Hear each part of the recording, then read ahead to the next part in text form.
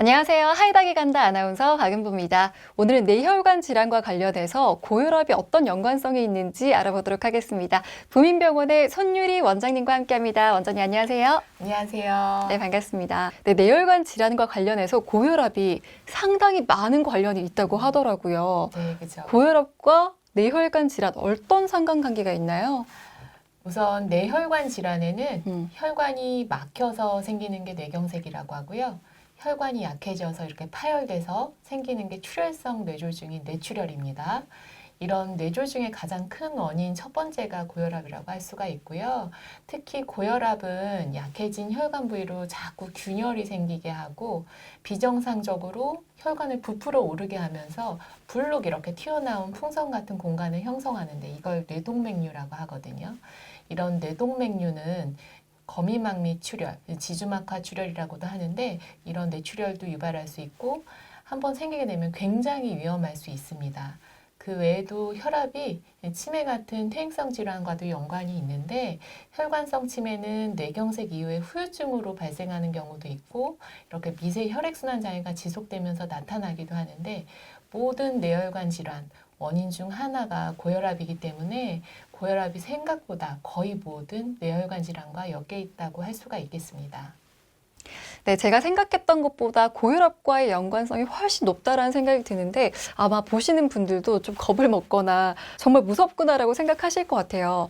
그러면 뇌혈관 질환과 관련해서 미리 발견할 수 있는 방법은 어떤 게 있을까요? 사실 뇌혈관은 육안으로 우리가 들여다볼 수가 없으니까 미리 병이 있는지 확인해 볼 수 있는 거는 혈관 검사를 해보는 수밖에는 없겠죠. 그렇다고 모든 사람들한테 뇌혈관 검사 다 해보라는 것은 아니고요. 두통이나 어지럼증 등의 전조 증상이 좀 있고 고령인 경우에는 검사를 해보면 많은 부분에서 동맥류라던가 혈관의 협착이 많이 발견되기는 합니다. 예를 들어서 동맥류 같은 경우에는 뇌혈관의 일부에 이렇게 약해진 부분이 풍선처럼 부풀어 오른 것인데 이게 혈압을 견디지 못하고 터지면 심각한 뇌출혈이 발생할 수 있다고 앞서 말씀드렸었는데요. 과거에는 이제 그냥 터지고 난 이후에 이제 이렇게 동맥류가 있다라는 걸 알게 됐었는데 최근에는 건강검진이나 여러 가지 뇌 영상 검사로 미리 발견되는 경우가 더 많아지긴 했습니다. 또 하나는 이제 경동맥 초음파를 검진이나 진료실에서 많이 하시는데 경동맥은 이렇게 목에 위치하는 큰 혈관이거든요. 뇌 혈류를 공급하는 가장 중요한 혈관이기도 하고요. 경동맥이 좁아지게 되면 뇌졸중이 발생할 수 있는데 경동맥이 한 70% 정도 좁아져 있을 경우에는 1년 내에 뇌졸중 발생 20%, 5년 후에는 50%의 뇌졸중 발생 위험을 가진다고 하니까 미리 검사 받아보시는 것도 도움이 될 수 있습니다. 그 예전에 뭐 드라마나 여러 매체에서 접할 때 정말 하고 쓰러질 때 그 부분이 그 동맥이 뭐 터지거나 그런 때 아닌가요? 그럴 수 있습니다. 네. 이제 혈압이 갑자기 올라가면서 그런 경우 거의 대부분 이제 뇌출혈이나 지주막하 출혈처럼 이렇게 뇌출혈이 생겼을 때 상황을 조금 사실 표현한 거기는 해요. 네. 그렇게 예전엔 정말 뇌출혈로 쓰러지거나 뇌졸중이 생겼을 때 치료가 어려운 이미 발생해버린 거라고 많이 알았어요. 근데 네. 최근에는 조기 발견을 할 수 있는 방법이 있다는 거죠. 그렇죠. 이제 혈관 검사를 미리 했을 때 동맥류가 터지지 않고 파열되지 않은 뇌동맥류는 미리 이렇게 클립이라던가 미리 조치를 취할 수 있기 때문에 건강 검진할 때 많이 발견되고 있습니다. 건강하게 뇌혈관을 좀 관리하기 위해서 고혈압 환자분들이 평소에 어떻게 관리를 하고 좀 예방을 위해 신경 쓰는 게 좋을까요? 이제 가장 기본을 지키는 게 중요하다고 말씀을 드리는데요. 본인이 고혈압이 있다면 좀 더 적극적으로 치료받으시는 게 좋겠고요.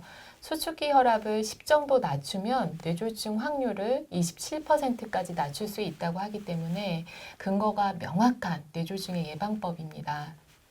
두 번째는 정상 혈압과 건강한 혈관을 만드는 기본적인 생활 습관들.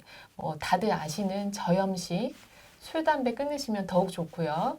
건강한 수면이 또 혈압 관리에 굉장히 중요하기 때문에 기본적인 거지만 잘 주무시는 것도 또한 중요합니다. 이제 세 번째는 체중을 감량하기 위해서 운동들을 많이 하시잖아요. 체중을 10% 정도 줄이면 혈압도 5에서 10 정도 낮아지는 효과가 있다고 알려져 있어요. 근데 운동 중에서 이렇게 찬물에서 수영을 막 하신다던가 힘을 많이 쓰는 바벨 이제 많이 무거운 거를 드는 운동은 오히려 혈관에 부담을 줄 수 있기 때문에 피하시는 게 좋고요. 이제 가장 좋은 거는 하루에 30분, 일주일에 5번 정도 약간 땀이 나는 정도의 유산소 운동을 하시는 것을 가장 추천합니다. 평소에 고혈압 관리만 잘하더라도 뇌혈관 질환을 예방할 수 있다라고 들립니다. 평소에 고혈압 관리를 위해서 일상에서 좀 관리해 보시는 게 필요할 것 같습니다. 자, 오늘은 부민병원의 손예리 원장님과 함께했습니다. 원장님 말씀 잘 들었습니다. 감사합니다.